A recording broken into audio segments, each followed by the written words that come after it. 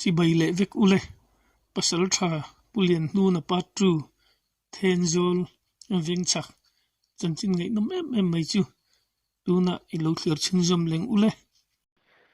Samsari Pathum Kum Marti Tha Ania Anija Tia Kalau Chin Chia Talawa Atia Kami Kum Marti Tha Samsari Pathum Kum Kha Tenzol Chana Bok Kan Lua Tha Le Kum Tiania Tenzol Chana Han Lo Kan Zukupa Cha Zaka chặt chà rai lâu đi con chú hiện chú mà lệ to như lệ lâu môi cái xuôi chú thì mà có gì thật sự là mình không nhớ về chắc lúc khát hiện vì nhiều cả cho mình việc cả dân thật cần việc cả chú cả gì mà chú nói thì có cần khót lệ cần khót trái lắm sao mấy lâu không muốn rửa cả đi việc cho ngô mà chú xin họ cho ai chuyện ta chỉ cần chọn họ cho cho nên cần cầu cô cần ba sẽ đi cầu ta cần ba giờ là cầu kha rồi nó cần tài don theo phân lùi sẽ tự in đâu không muốn dân thì nó sẽ tự in tôi don't cho don nên tự in am rồi qua gì in an in lại các chuyện cần bù lóc hai giờ là khăn chẳng tung yên cuối rồi mà chú bị thèn à trên sạc cây siêu mình bên khách xin chắc hết mà đi lục mà anh tự nhiên lại khăn anh đầu đắc cho chú không quý gì anh đồn gì không quý gì đâu không quý gì từ đó ngồi đó nè anh đi khá không quý gì cũng khá đi lâu không có gì tất cả tuy nhiên thật ra trong cái lòng đi lại hai giờ dân thành phố cho nên màu râu xa chân là màu râu màu tùm hạt chất cần hồ phát ra khó chìm tắc tắc hồ là shit tuột thế nhá màu khó cần hồ thiệt thì lần sau là ha sẽ gây cho cao thủ từ thế là đi tại khoa cần thành phố này đâu nằm phòng lấy hết cần cái con đi lâu đắng cho chết nữa sẽ gây ra lần mồi mất sắp về ra tu mà đặt tập to nên là tập cái chung về ra không mà lần mồi khác lấy việc lái tất cả sẽ cây lâu thuốc tất mình sẽ không thể lái tất cả lần mồi khác tất cả việc khác sẽ cây khác họ làm gì ta là chỉ chân lâu lên thế đó mà sao nó làm gì mày nó chán rồi chán chút là khăn tiếng rồi nhưng xong rồi cái gì là khăn tiếng rồi cơ gì màu hồ theo qua mấy chuyện được có theo sốc tất cả có theo cho con xe là mấy con xe mà chiều các loại mấy chuyện mà khát cho cái gì đó con thằng mấy chuyện được màu đâu còn gì nó dục sát lại còn theo lại tất cả một lệ luôn là xe mà xe lại đuôi được hả sẽ cái là khá chút lát mà con hả rú chân không mấy xe anh giáo khóc nó bảo là rất có phải chán mà anh thì chán chín ngày rồi chán là một cái chút à chán là cần phải sang cái gì cần phải sẽ đón chia cả cái này chỗ nó không có cái gì các cầu mà sẽ cái các cầu tệ lắm anh còn cầu tệ lắm nó thì có thể xảo lệ mà sao mà mình có thể ta chú mà khan cái tập mà thằng này chỉ lệ ta chú mình tập mà thằng mà thì ta nó nó xảo là câu rồi cho con nói cho nó chú các ta mấy chuyện khác phá ta khan chị em nó cũng khan ở thế đó cao sâm đồ miếng lần sau bài sâm nó sâu rồi cái gì thì mày anh cần phải sao khác 實際佢就攞咗冧咩咯？講實在佢講出實際我大家嚟裝街做過啊看，錯啊，嗰度啊，個佢裝街做嗰啲啊，裝街卡，咁就成沙，咁就成件接住佢諗愛分咪甩到呢度，實際佢就冇嚟得出嚟咁樣過啊看，但係就接佢，攞摸下佢。áp lực cho nóc mình cơ thể cái nhẹ lòng nó chỉ nghe môi à có cái lò gì thì lão với mình cái gì lão lù ở chỉ một gì có thể rồi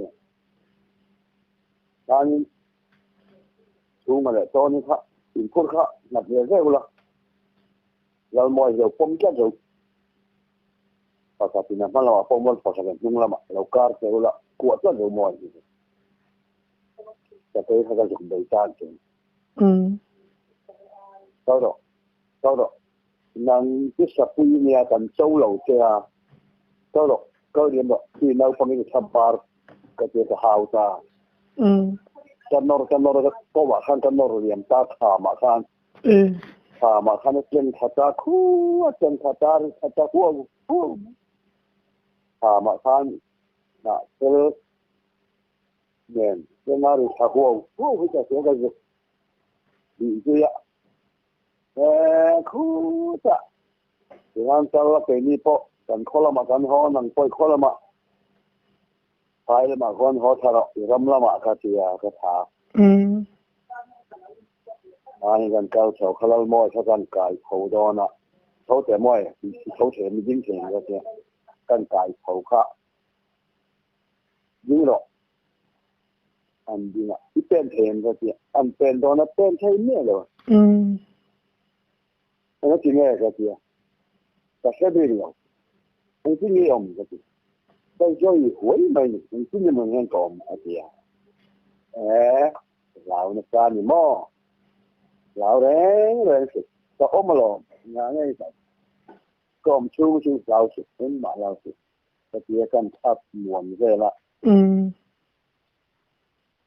cỡ họ chầu được rồi nếu không nói ông này他记不起了吧anh sẽ cái là他đúng chân không cần mấy chuyện anh lên khát tóm na hắn ria để tóm na hắn là đúng chân rất là nhiều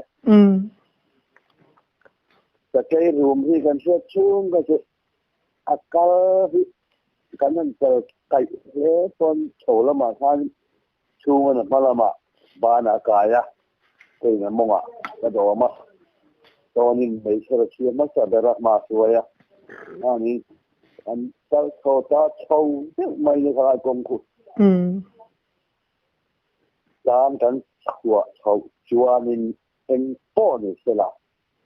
mua thì sao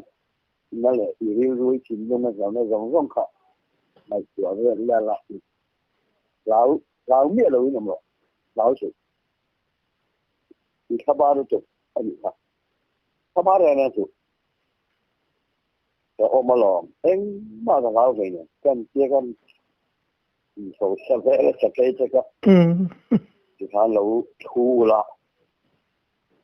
cái dục cao nãy giờ sẽ bị cái dục bị lên này cái dục cao thả ra cái dục thọc ra lủng cho cái vòng thằng về là anh mà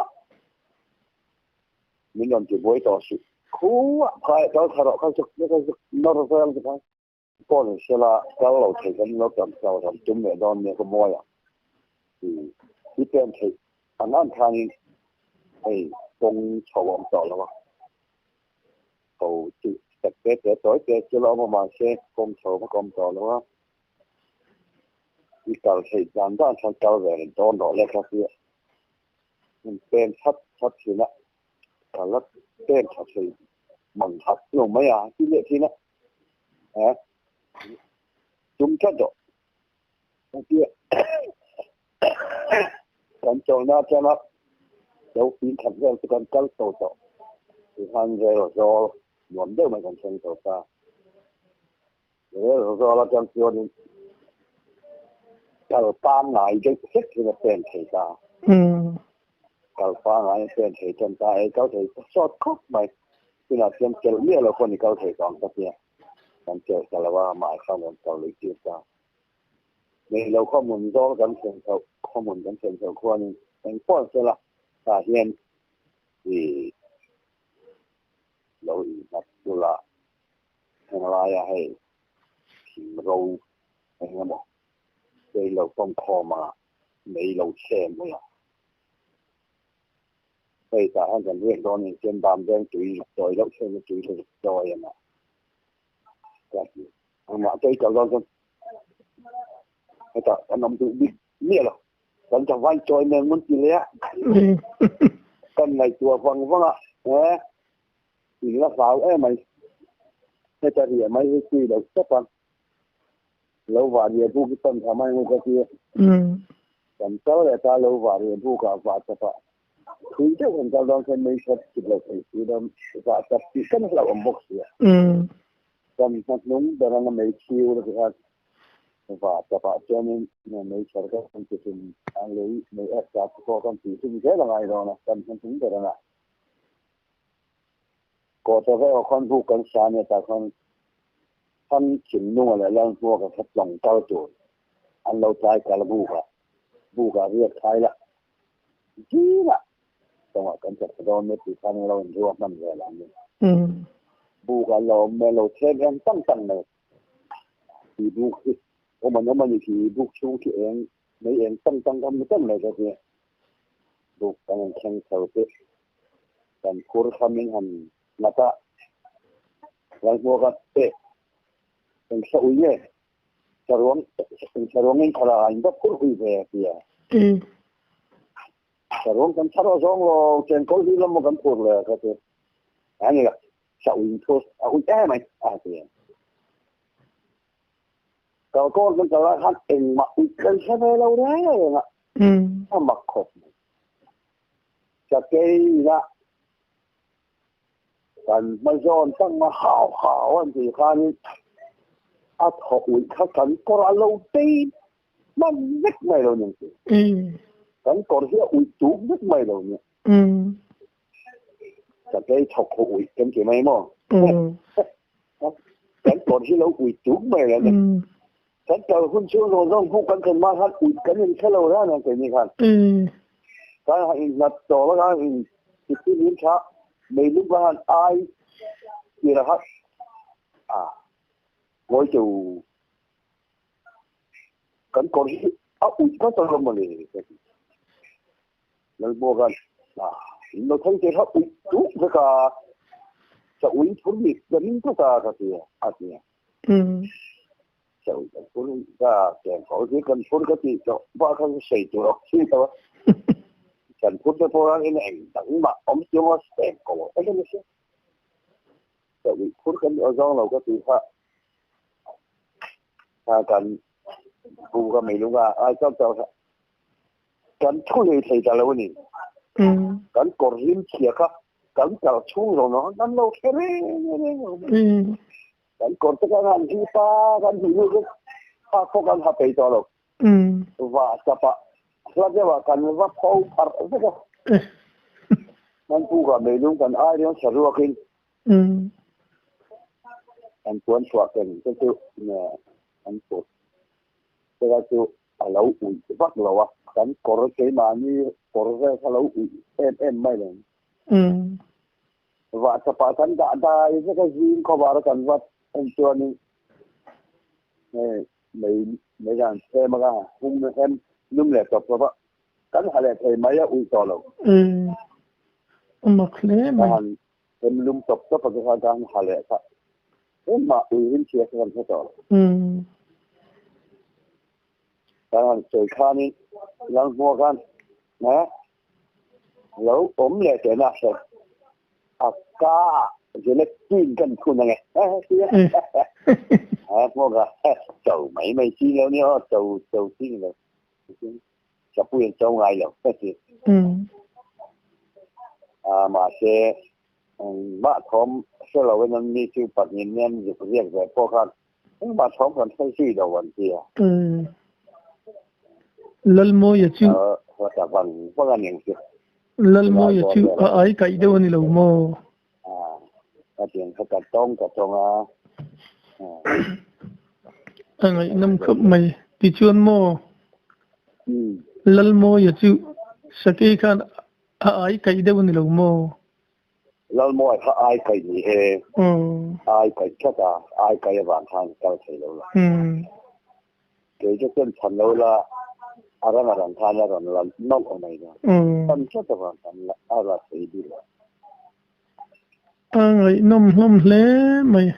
cái ai kai đó là thì thành tôi là thành ngâm phát triển sẽ ngâm ngay rồi tuần trăng còn lâu mọi con những người con nó bữa cho nên nếu mà cái pháo lầu cái con mình bây giờ nó cái pháo lầu là cái tan này là đâm hình là nên cho nó bữa cho cái pháo lầu tìm thêm cấp anh ngâm này anh chơi là thì là ngâm mày chưa anh ấy ngâm cái gì được mà là chơi này còn khu paแล้วครูมาป้าซะตัวแย่แม่นแบบนี้แล้วครูมาป้าจริงๆเดี๋ยวจะกินเองได้ต้อง thì chưa hơi suy lệ tuổi tây lâm này nữa là chưa là po chơi nè làm buổi màได้ทานเป็นเรียกนักคนแรกนี่มีปลาปลาโซน่ะตัวยี่กะวันจูนี่หาบจอมีที่เตรียมชื่อกันเรียกกันเรียนรู้งานนี้ปลาโซน่ะให้อายกันจับไม่บอกกันสักทีคือบอกจะก็เดี๋ยวก็เข้าใจว่าแต่โมโหแล้วนะเขาว่าตอนนั้นมีตัวที่อยู่ในก็ตายเพราะว่าเขาแบบแล้วเขาแบบก็ที่เดียวก็ตายเพราะว่ามีเทมเองจึงทั้งขนาดมีเทมเองเรื่องว่าเป็นลมหายใจก็เลยจะได้หนักแต่มีเองเรื่องว่าเป็นหนูหม่อมลำจงเนี่ยหรอวะตัวที่อยู่ในก็ตายเพราะว่าพอเจ้าหน้าเขาใจทอแล้วกันต้องใจเขาเทียหรออาจจะชัดอาหารอะไรฉันตุนเพราะว่าตุนตุนแรกและตกมันที่ถึงเขาเชื่อเราอายกันมันขับแรงเราใช้เราละไหนทอนแต่แรงมาเจ้าเขาบอกเนี่ยเจ้าจะได้ค่าการบูเขาตัวควรกว่าตัวเขาเช่นถ้าป่าเขาน่ะเพราะหักแหลมอายกันเสียเลยตอนนี้แล้วมั้ง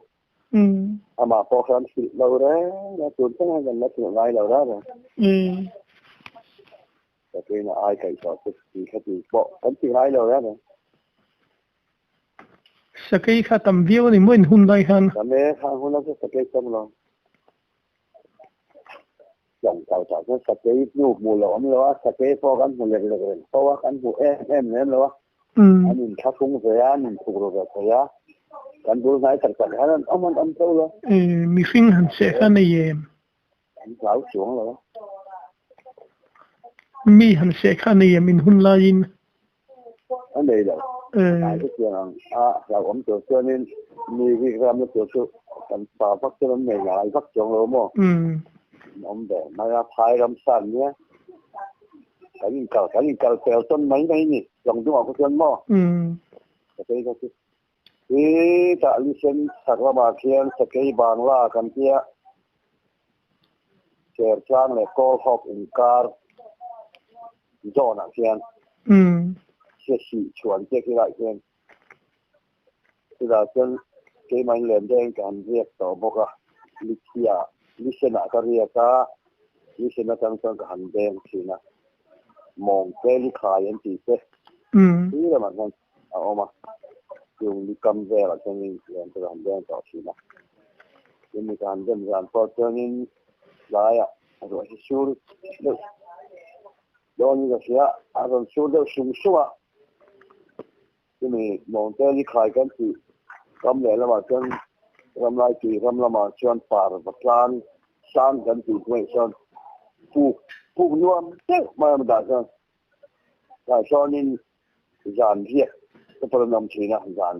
ก็ปรนเรียกชิ้นเนี่ยแต่เนี่ยจะปรนเด็ดดีกว่าแต่เจนี่ก็เสียช่วงสุกันต้องแบบไม่แข่งกันจะการทอปูกับจวนในกันแช่มากันแช่เองเรียกว่าปูกำเนี่ยลำชีเลยมาเราที่ชักเที่ยวมานี่เราที่ชักมาจากสมัยมันวัดเสร็จเลยครับมาเช่ในกันแช่เองเรียกว่ากันห้อยเพียปูชีเลยลำทางแล้วทุกจุดไม่ใช่ครับการบูชาอาศัยแล้วก็เป็นโม่แล้วก็สรุปอาจารย์ไม่รู้ไม่ดูนั่นก็เตีย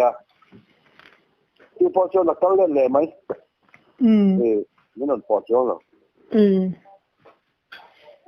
มักจะครับมาเราก็เลยอยู่นั่นก็เตียเราก็นำก็เตียดีกว่าเราเล่นเลยไม่เนี่ยLawin plan chia ni la du meng chiaนี่มันเป็นพอเชื่อนี่เหรียญเล่นก็ถูกจังเราตัวสุดบ้างก็ช่วงขาเหรียญจะเด่นเหรียญมานี่มันเป็นบัวช่วงหรอกนี่มันก็เด่นกันครับย้อนก็เด่นเราที่ก็ฮอตทวันกูอันนี้เป็นตมาบุกถ้าคนเรียนบุกที่ร้ายปุ๋ยไหมมีสมรวมหลายเหรียญนั่นยอมให้อมด้วยแต่จังเคยมาแค่เรียกไม่จะแช่แมงจุ้งๆแล้วนะกะมูกินไปเลยไหมหัวจะหาดูเข้ามามาเนี่ยเดี๋ยวจะมั่วหาดูเข้าปังถ้าปุ๋ยการเวลจนหัวจะหาดูเข้ามามาแช่มูหินน้ำเราถูกต้องของไงเลยมูหินไหมเนี่ยอีหุยสินเลยไหมเปลี่ยนแปลงกระต้องก็เปลี่ยนซื้อ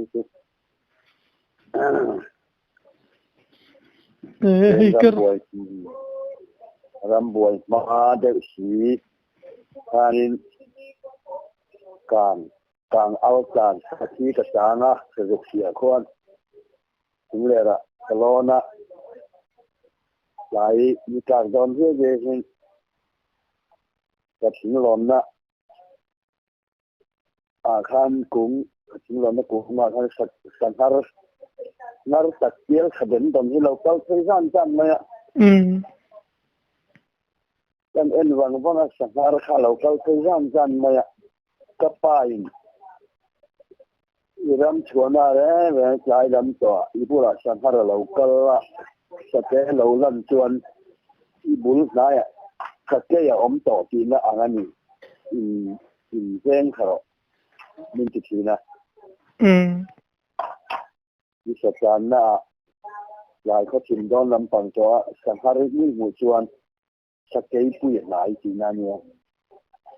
ยังเป็นคนรอดจีน่าที่มีการจนมาตัดเข้ามาตลอดนักกุ้งผู้เชี่ยวชาญคนชุลาหรือไม่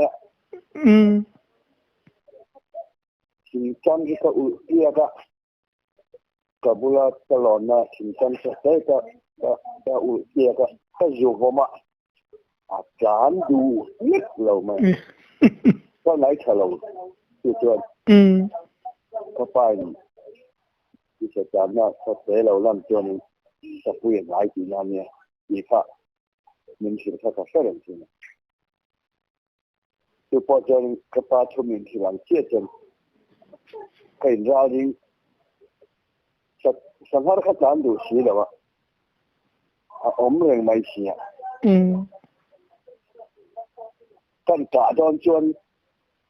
ก็สิไรก็กราบร้องสเกลเหลวอย่างนั้นสิก็จะเหลาอย่างเสียก็กราบอยู่แต่เรานี่ก็ชัวร์ก็หลบหลานแต่ไม่ก็จะหินทุบต่อให้อูน่าเวลให้เตียงที่ต่อทิ้งไปทุบต่อส่วนของตัวที่เป็นปวดก็จะขอจ้านี่ก็ขอชนะจวนนี่ที่ไรให้นี่แต่ที่ทอกให้กับเสียงก็ทำไมก็เก่าสักเดียวที่ละก็เก่านั่นก็น่าจะขนาดที่จะเสียเสียกงซีก็จะว่าเห็นมั้งจะเป็นยังไงมันก็จะตาตัวข้างก็ปาทุนที่หลังเสียขั้นไหนก็เกี่ยวกับการได้จิต เดี๋ยวนี้จานพวกมาเช่จานวัดที่ขั้นชกงตัดเดียวเลยก็ชอบน่าดีเช่นบอกเสียอันนี้สิลายเก่าใส่กับเก่าจะจัดทำไมแต่จานปุ๋ยก็ชอบโดนต่อที่ข้างกงเตงปุ๋ยเรางูเราเหมือนเตงเลยส่งลำเตงครับให้เข้มพกคราวนี้กงหน่วยก็จะไล่จากจนกงจุ่มแล้วมาคราวนี้ไอ้เหลาจานสักเพเดียวนี่กงปุ๋ยอันเหลาจานขา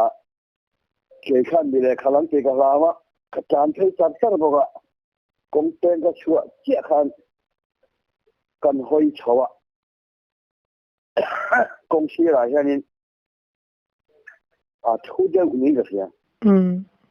ไม่ร้อนเป็นนี้ก็เสียกันจับไม่โดนนะก็จับเลยดูแล้วว่าก็จานเลยเพราะสังกัดเนี่ยก็จานจะจัดซะละก็ครั้งแล้วเขาก่อนเดี๋ยวเหี่ยวมา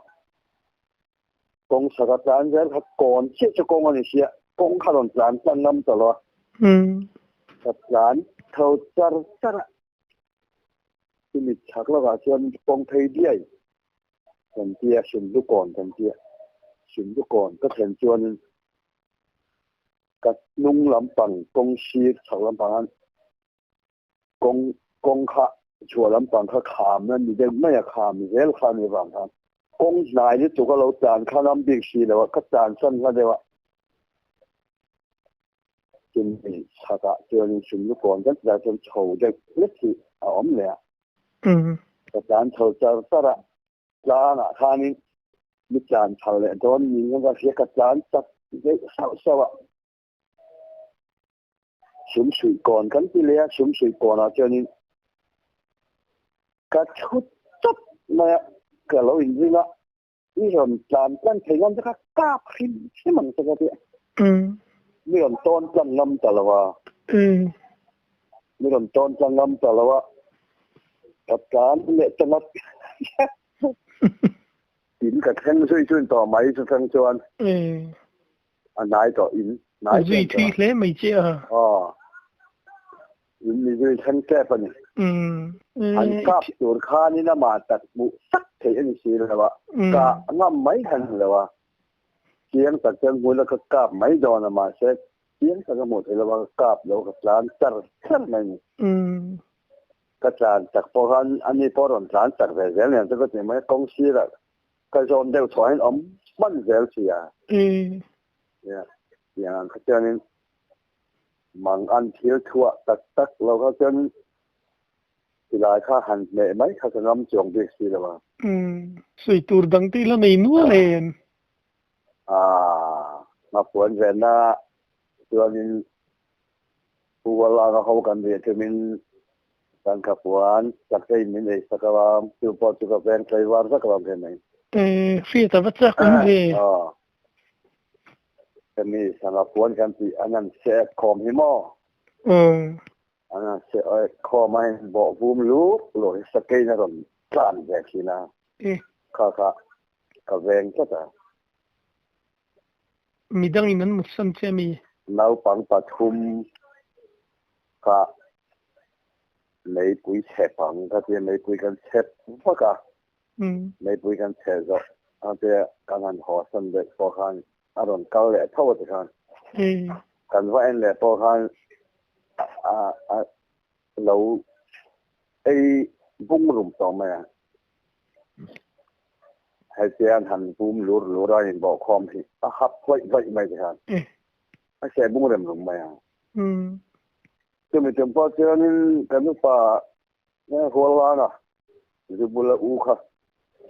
จะพอค่ะบูค่ะถนนที่เรานี่ครับกันสวยงามเนาะเราปังเขาพอค่ะสักเท่านั้นเราเคยสติกันที่เนี่ยสิบูกันอมงามระวังกันที่บูนักผมเราเสียแล้วว่าบูนักเราเขาอันนั้นควรว่าเอ็นเขาจะเชื่อกันแค่รู้นี่ไหมใส่ที่กับเขาไหนเราถึงใช่ไหมอย่างนี้ตัวมีนูได้แต่บอกกันอมทางตอนทุกการหัดวันแรงปะที่บุรุษเขาพกจนกันเนี่ยมีปังปารุกันเนี่ยสิกุ kuzi bulane te kania thang chung lunga nia lal ruwa ta nia lal moya ani le a kimi kin chen lal moya bok lal moya nen pok chen len kan deng du na sa kai kan han pu dun le ni so me to sa ha kan han len kan han deng to me to tel kan man lo chen lo ti kan han deng du na ki ta na bol lit na de o ken kan kalam tel sa kai tu kan hu mi lo kan chuk lo ni sa kai tu kan mu ta mai sia hey moya kan kal so long han ta sa kai tu mi lo na ti ba kan kan ki lo ma kan han kal nu kan la sa kai lo kal ni ki ko hu ma le ni ma ya na tun li kong kan ke ta chen dai kai phe ngai kan dai kai ya ni sa kai po hi lam hi dai kai phe lam hi kai phe ta ma ya ai kan dai kai na khai sanga khaman tur kan hu mi lo bang kan ho tha khane ma se khami khatun li kong ve la kha sanga lo in hor chlo ni in kan dai kai phe khat vào cắm cả lá cái chia rồi cần hơi chốt khẩn môi vào có một khăn tàn trộn mất hey sao rồi ho múc múc mày cái gì vào có một khăn tàn trộn cái bộ vào có một cái trộn nào à thì là ho rồi hay tên còn ho cua lần gần câu cua ngọ mày khá ít dấu quý xía khổ à thì lên khá cái anh phuôn đón thâu lông mà lệ khu mai này anh phuôn nó là cần món mày đón làm cái gì mình đây đây cho mẹ tôi tao cần khu bốc mày mà lệ ít cái khát đeo thói cần món mày cần là giàu với cái ít cái khát đeo thói này mày desktop anh phuôn đón thâu thâu mày hot hot cái gì anh đi khăn mấy khát đeo đi khu liền anh tập đi mày đi lui cần khu lệ khát cái lén lùng khát lùng cá ra chui dệt đeo nghe này tan kan pot cái pot chop thế đó cái lén lùng tan kan mày lùng đai lu logo ikor khai dệt la lùng đai lu logo atan nó không được xem bắt đó tấm xe cái gì anh dục đai bọc rớt anh dục cái phần khẩu đều thế cả chứ chụp pin máy rồi cái gì anh dùng chụp pin số ba dùng cái phô cái lồng cả mà cái dùng chuột ta anh đi follow dùng chuột thôi đấy nè à bây giờ cái làm rồi cả hỏi ít thế kan liền tập thêm tung tiêu tập thun mà yang ít là to là bằng cái gì thấy là lệ tiếp là đến lý là cái ác chế độ nó hay ít thế khát khát đeo thọ đó bớt thọ cần ăn lại đó bớt cái chế độ này dân lệ cái phần ta để cắm xía thì cái gì giáo lo mì cái chỉ kém cái cái mò thì cái số lượng là nghe cái gì cắn chặt nó là lùng quy liền cuối giờ mà lùng quy liền cuối giờ là cái thứ buồn mà các mô hình gì mình kan hu về mía gì rồi alors c'est về mía rồi giáo lo mì cái gì tao tụi nó mang mì c'est về lâu mì ha anh thấy số là khi đừng chung thì nghe một niệm anh thấy số anh mua về tận này anh làm gì đấy chứ anh làm đóเลยแรงครับเนี่ยคุณสมควรหลานสเกลแล้วว่าท่านหลานเขาเลยแต่หน้าละหมาก็เขาละมันโลเขาละหลานแล้วตัวแรงโลโลเล่นพัดหรอกมันอุ้มหรอกให้ตายให้เราไม่กล่าวถึงเลยครับที่สุดราคาอะไรกันลูกค้ากันเรื่องที่อยู่กันแล้วที่เราไม่เกี่ยงสเกลแล้วไม่จานเขาไม่จานหลังก็คือกูจะทันได้ว่าทันนะบัวลิบนากันเนี่ยลิบปันได้ดูเด็กชัวร์ปันเตะเด็กเข้ามาอันนี้กันได้กายเทเราก็รู้กันได้กายเทเราบุกกันปันทารัมค่ะมอยเลยเหรอมาใส่ชัวร์สเกลกันบุตรแล้ว อีตัวนี้ที่ว่าน่ะมุดพวกกันมัวมหรอกผมมุดเทละว่ะใส่น้ำเราได้ไหมใส่พวกอะไรกันนะตอนนี้บูกะตอนเราชูมินสักตัวส่วนจังหวะที่คุมจุดทั้งหมดละเป็นทำขบตอกจุดทั้งหมดชุมกันต้นตัวละอาทิตย์เสร็จตอกกันเองก็โดนเลยครับเดี๋ยวจะให้ที่สเปรย์ต่อไปกันเสียไม่ใช่ครับปฐุมเวลเทลอุละปากขับกันที่ช่องปฐุมฉิดเราเอาปุถุตัวเสียงบอกละเสียงดีเสียงเราคนนี้ไม่ใช่ครับเสียงดีกันปุถุมันเคยทำครับตอนนั้นเห็นเท่าเชื่อนี่เขามีการเดินหน้าได้ดู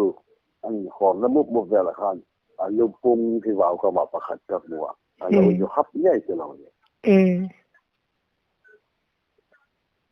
แต่ถ้าข้าบุตรที่อันน้ำตัวเราเร่นั้นเร่ทับไหมเนี่ยเราเป็นชาติอย่างนั้นจุกทั้งจุงกันก็ที่ไหมนี่โดนชิงข้าควรแต่เราเร่อะไรกันนี่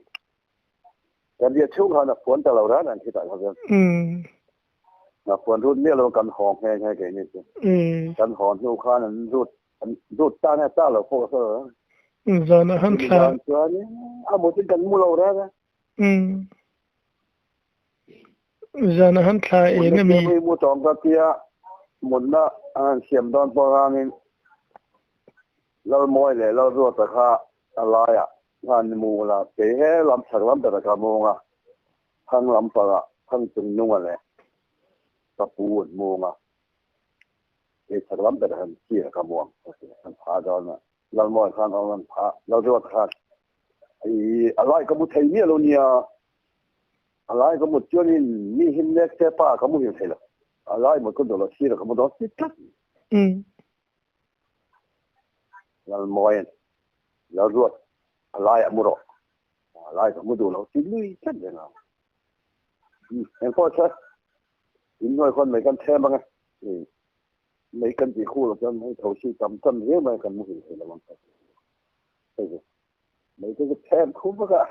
ก็แทนคู่ตรงนี้มวยข้างเราถือรู้อย่างเรารู้กันไล่มุดตีกันนู่นเราดูเนี่ยเราตีเนี่ยกันถ้าจะทานเรารู้แต่ไล่มุดจู่เนี่ยนะทุกข์เน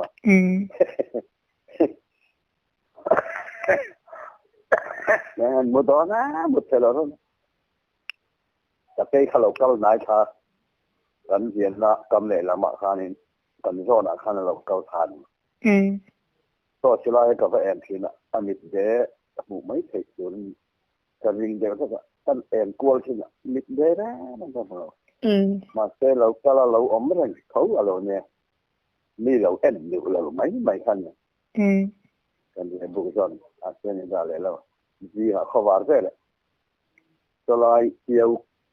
ยวไฟไล่จากชอนนี่พอตลอดแต่ที่สูงอยู่เนี่ยก็จะตายเสียตัวนี้มันไม่ได้นะค่ะลายเกี่ยวไว้สักแก่เรียกลุกมาชูมันนี่เบลลุกแรงมากเสียนี่กันนะเขาชี้ทำให้บางรายการขนาดแต่ที่อมเริงหรอแต่ที่เขาชี้เต็มเกี่ยวกันแต่ที่เขาชุบไม่ต่อที่นั่นเนี่ยเขาชี้นั้นทั้งนั้นก็เขาว่าเราจะเขาชี้กันไม่เยอะแต่เราค่ะแต่ที่ตอนนั้นอะไรเขาชี้ฟ้าไว้ฉาบเป็นตัวอย่างไรนี่ก็บอกจอดมันก็สมดุลด้วยเขาว่าเราจะจนเจมจะกันมูเขาชี้คำต่อเราสิ่งที่มาเขาว่าเราต่างกันอะไรแต่ที่เขากล่าวกันต่อเขาถ้าจะกินนั่นใช่ไหมเรื่องยวกไหมจานอาหารทะเลเองทาเองเราทาเองเราบางอันเนี่ยทาเองเราว่าเดี๋ยวต่อชิลายที่เซลชุ่มกันเลยก็แอนตัวเลยละอันนี้เด็กเขาพูดแค่จะมาก็หมดเลยเราอารมณ์เอ็นดูเท่าเลยเกี่ยวกับเรื่องอมลายโก้ที่พอจะกับแอนนั่นมันโดนเอ็นแค่เส้นเดือดร้อนไหมตัว người nôm lôm lẽ mày ai chân chín mô chỉ là anh xuân dân biết hít bé ruộng lùng chút hàn sương mà bé ruộng mày